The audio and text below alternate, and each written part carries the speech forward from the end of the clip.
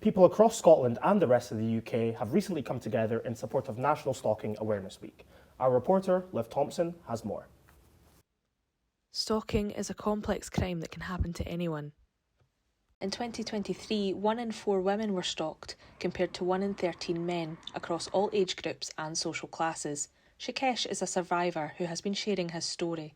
So at the ages of 5 and then 7 and then 12 to 15, it was child sexual abuse. And then from the age of 7 to 27, it was domestic abuse. And this is when the stalking happened. And it started from around age 16. And then it didn't stop until I was 27, which is when I found the strength to escape. Stalking awareness is currently being raised through popular films and television, but Shikesh believes that awareness of experiences like his could be better. And because you don't really hear about this, you don't hear it in the media, you don't see it on TV, it's usually portrayed within relationships, within like it was a neighbor or something. Because you don't hear it in a family environment, it becomes completely blinded to the point you think to yourself, well, maybe it's just in my head and I'm just blowing it out of proportion. This year's CrimeCon UK event hosted the Surviving Stalking podcast, hosted by Karen and Chelsea from the Action Against Stalking charity. The podcast brings light to the crime of stalking by creating a safe space for victim survivors to share their stories, as well as insights from professionals and academics working in the sector. Action Against Stalking is the only stalking support specific charity in Scotland, but their reach extends to the wider UK and beyond. They offer support to stalking survivors and are using National Stalking Awareness Week to spread the word. I think National Stalking Awareness Week is important because people don't know enough about stalking, and it's one of those campaigns that really helps drive awareness raising around stalking, whether that be stalking technologies, whether that be the law, whether that be where victims can get help. So that's why it makes it a really important campaign to follow.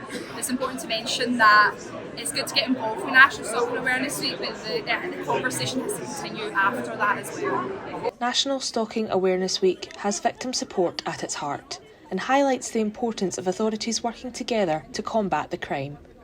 I think doing enough to support stalking doesn't come from just one agency. It's a multi-agency approach. Authorities need collective reinforcement, so working with support agencies such as ourselves. But Shikesh wants to see change. The system right now is fully fit enough to work in the favour of the perpetrators, and it doesn't work in any way, shape or form for victims and survivors.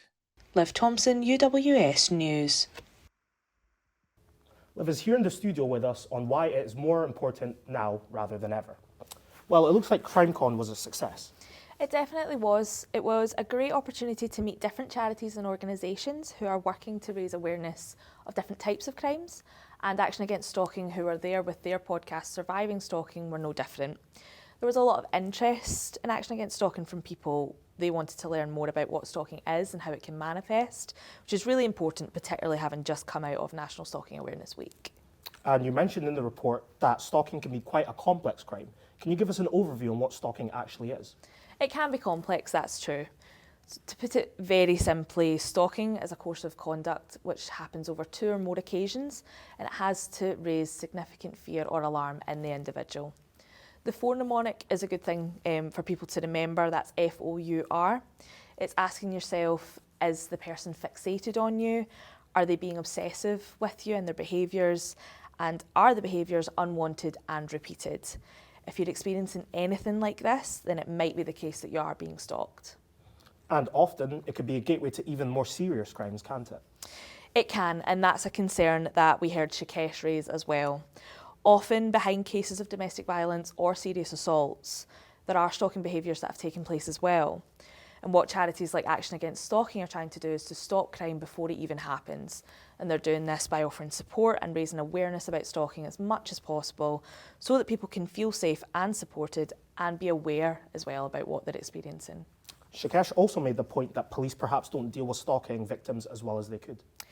There is a definite sense that more could be getting done, absolutely. It's so important that survivors can seek help and support from charities like Action Against Stalking, but police, of course, they must also be in a position to support them and help them. There are improvements being made. Just last week, the Home Office announced that protection orders against stalking will now be easier for police to put in place for victims. And that's a really positive step and it's in the right direction. That is unfortunately just for England and Wales, though it's not for here in Scotland just yet. But hopefully we will see Police Scotland take their cue from the Home Office and from the UK Government and start implementing some really positive changes of their own. Thanks for that, Liv. And now for the rest of today's top stories.